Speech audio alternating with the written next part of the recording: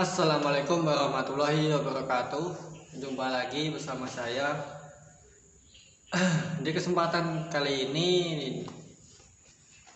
di video kali ini kita akan membahas tentang surga. Dan ini juga saya disuruh oleh sesosok jin yang ada di atas saya ini, guys. Sebenarnya saya juga bosan sekali membahas tentang surga ataupun neraka. Bahwasanya orang sekarang ini juga tidak mau berpikir surga dan neraka itu masa bodoh, yaitu masa bodoh seperti itu kan. Dan di konten kali ini kita yaitu akan membahas tentang surga, dan bahwasanya pastinya yang percaya surga itu ada pastinya juga sudah paham, sudah mengerti. Yang sudah mengerti ya pastinya mengerti kalau adanya surga. Dan di sini kita akan memberitahu bahwasanya surga itu ada. Dan tolong jangan di skip video ini supaya kalian itu mengerti. Mungkin ada perkataan saya yang baik ataupun yang bisa menuntun kalian untuk ke sana nantinya. Dan yang belum subscribe, silakan subscribe terlebih dahulu, guys. Karena subscribe itu juga gratis. Dan intinya di konten kali ini ada yang mau nonton ya alhamdulillah, kalau nggak ada yang mau menonton ya alhamdulillah.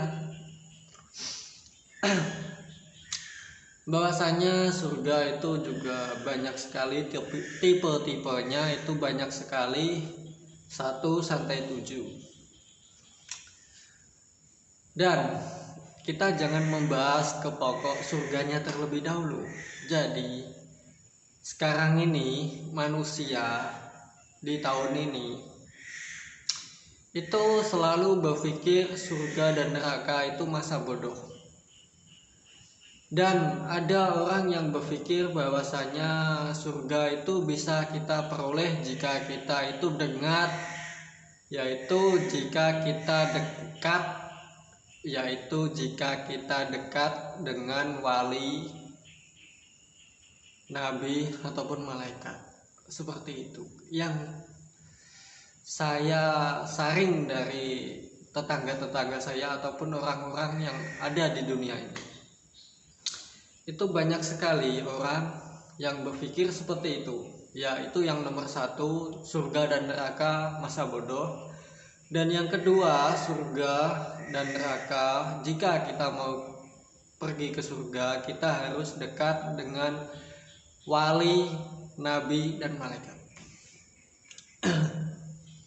Dan saya jelaskan untuk yang nomor 2 terlebih dahulu. Itu tidak bisa kalian itu seperti itu, mempunyai pendirian ataupun prinsip ataupun unek-unek yang ada di dalam hati dan pikiran kalian seperti itu. Karena kenapa?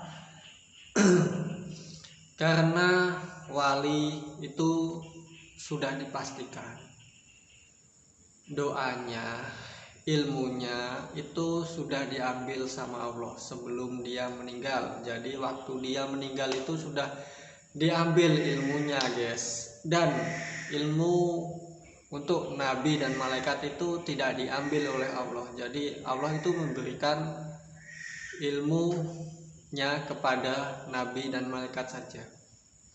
Dan intinya kalian pikir sendiri, jika kalian itu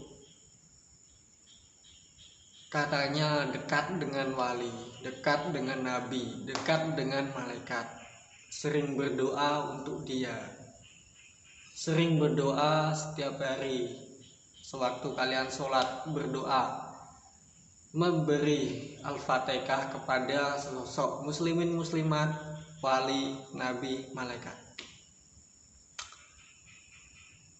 Dan itu emang dia itu bisa menolong kalian nanti jika kalian masuk ke dalam neraka. Oke, bisa. Dia itu menolong kalian, itu bisa. Tetapi antri. Jadi kalian itu menunggu. Pasti seperti mesin ATM. Karena orang ini banyak sekali di dunia ini. Sebelum kamu ada, sudah ada manusia yang lainnya.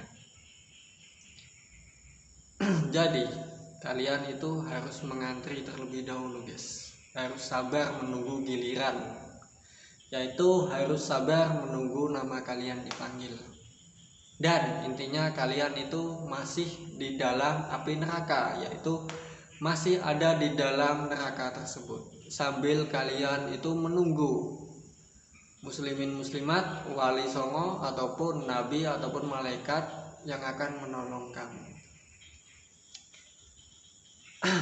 Jadi pasti kalian berpikir, kok bisa kan saya setiap hari setiap malam itu mendoakan dia. Ya kalian mikir sendirilah kenapa. Karena kenapa? Manusia juga banyak sekali yang mendoakan, yaitu yang mendoakan muslimin muslimat dan sebagainya sampai kepada malaikat tersebut. Dan kalau kalian ingin ditolong, harusnya itu yang menolong itu yaitu yang nomor satu, itu yang paling penting guys, yaitu anak kalian. Jadi jika kalian itu masuk ke dalam api neraka dan tidak ada para wali ataupun para nabi ataupun para malaikat yang akan menjemputmu ataupun yang akan menolongmu di situ,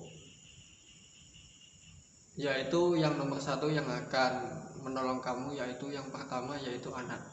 Jadi ya kalian berpikir sendirilah, dan di sini sudah saya berikan kejelasannya, yaitu jika kalian masuk ke dalam api neraka, orang yang pertama yang akan menolong kamu yaitu anak. Dan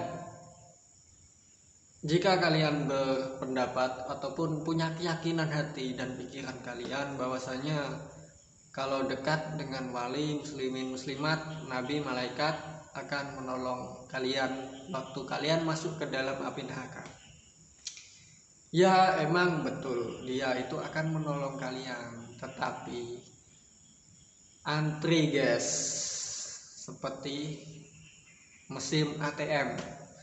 Jika banyak orang yang mau mengambil uang di dalam ATM, pastinya kalian itu harus menunggu gantian, yaitu menunggu terlebih dahulu.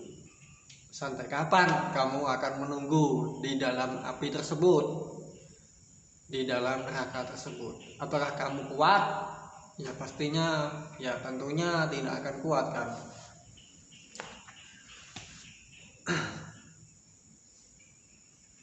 Dan di pembahasan kali ini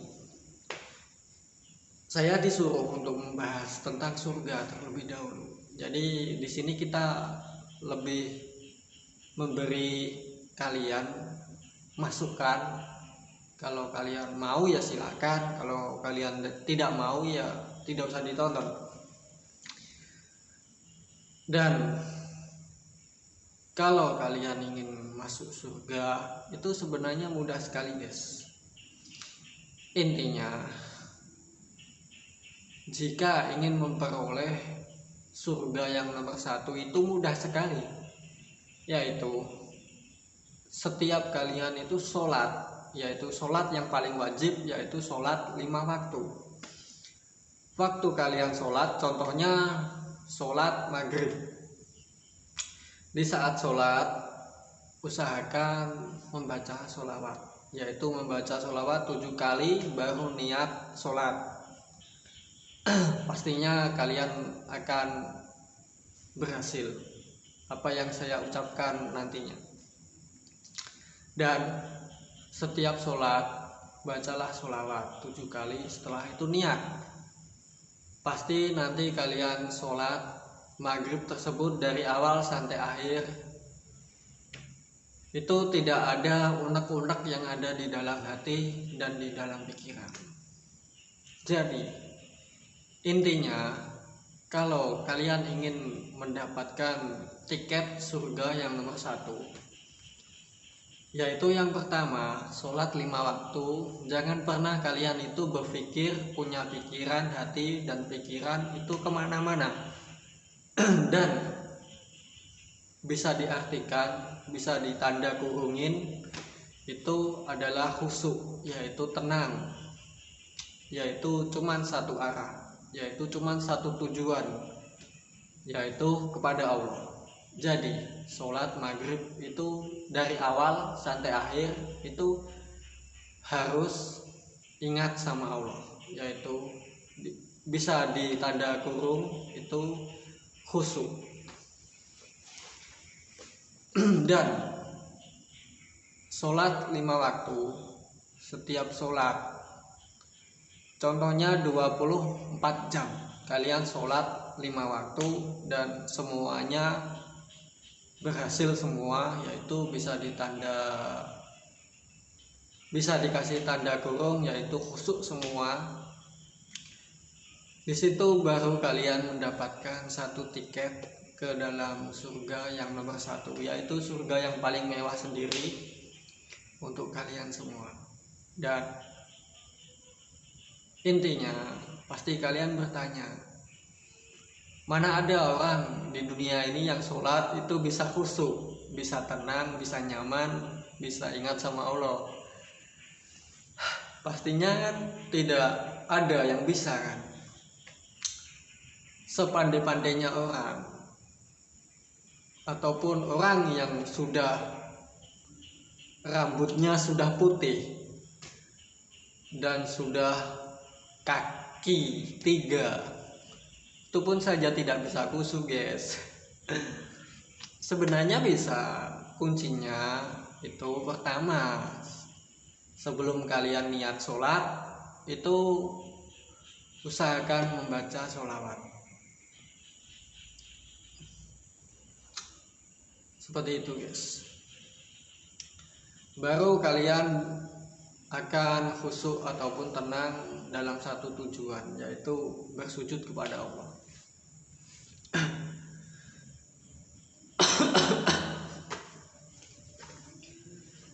Jadi sama saja guys, sama seperti saya dahulu ya juga seperti itu. Sholat itu selalu punya pikiran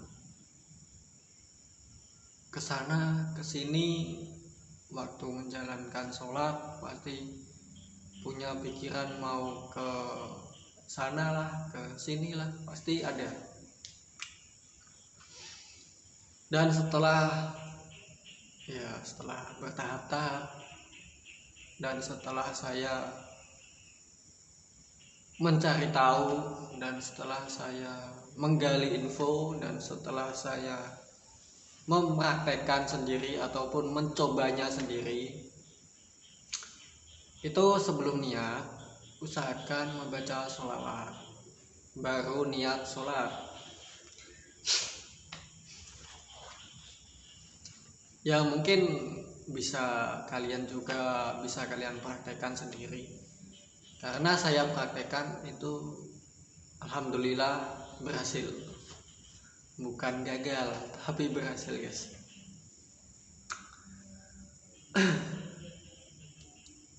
Dan mungkin kayak gitu saja kontennya. Nanti kita bahas lagi di konten yang selanjutnya masalah tentang surga, dan akan saya masukin tentang neraka dikit demi sedikit supaya bisa kalian pahami. Dan terima kasih telah mendengarkan ucapan saya. Jika ada perkataan saya yang naik ke atas terus turun jatuh sampai sakit, ya tidak usah dipakai. Sekian konten saya. Assalamualaikum warahmatullahi wabarakatuh. Jumpa lagi next video. Bye bye.